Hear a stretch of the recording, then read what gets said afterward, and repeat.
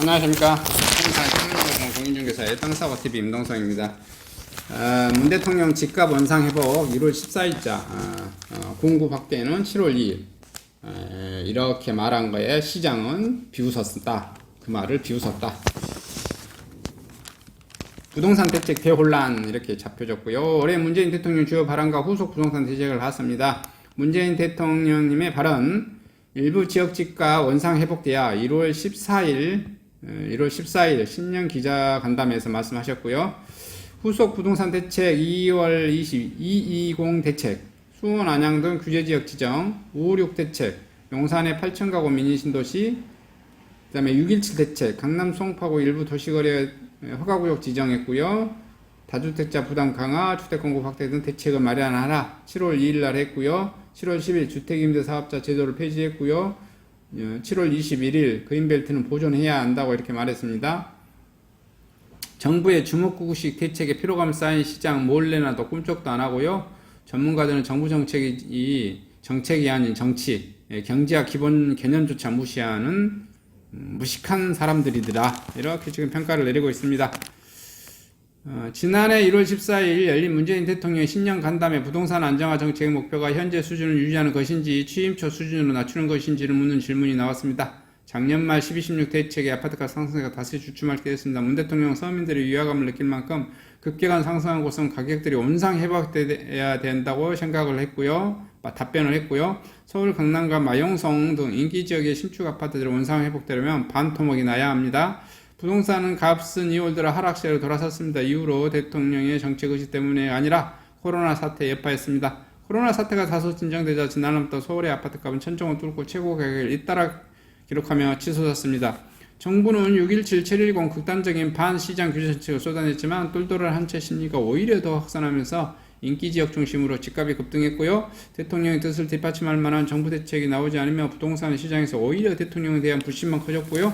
대통령의 원상회복 발언은 4번의 크고 작은 부동산 대책이 나왔지만 이도 효과가 없고요. 상식을 거스리는 문 부동산의 정책.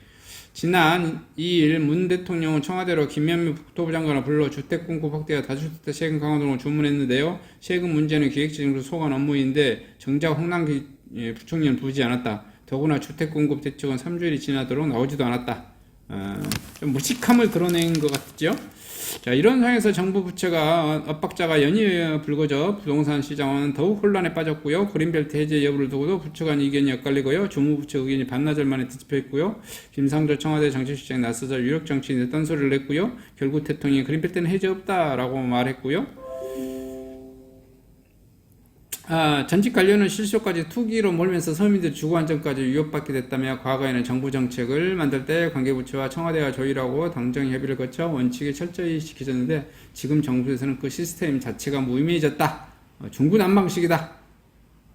정책 실패를 수긍하거나 책임지는 사람은 없고 현 정부의 정책 신뢰를 떨어뜨리는 요인으로 꼽힙니다. 부동산 전문가들은 대통령의 별다른 공급 대책이 없다는 것을 자인한 듯한 발언을 해서 사과도, 인적 쇄신도, 실효적 대안도 제시하지 못해서 시장에서 나쁜 사인을 주고 있다.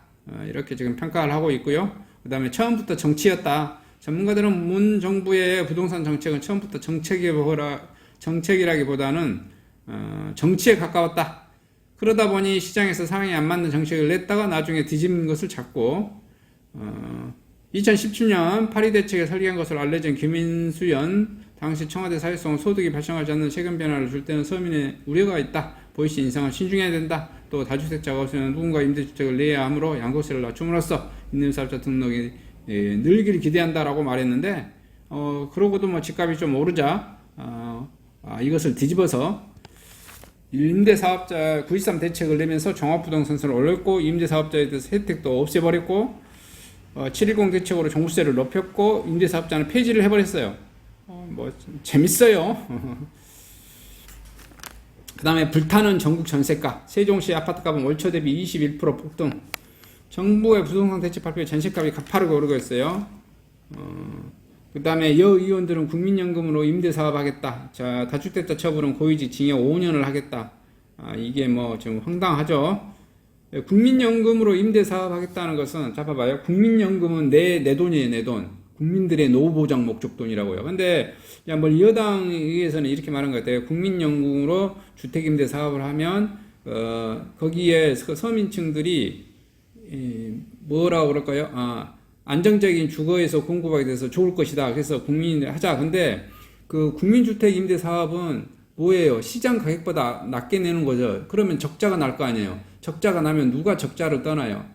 뭐냐면 국민연금이 수십 년간 적자를 떠안으면 이 10년 떠안아, 20년 떠안아, 30년 떠안아, 50년 떠안으면 안 그래도 국민연금이 고갈될 거라고 지금 소문들이 나서 흉흉하고 젊은 세대들은 국민연금을 가입 안 하려고 하는 게 대다수인데 이 정책이 성공하겠어요? 바로 반발이 심하게 나왔겠죠. 그래서 또 유야무야 됐습니다. 서울발 전신난 경기로 확산, 하남 열흘도 안 돼 1억 7천 올랐다.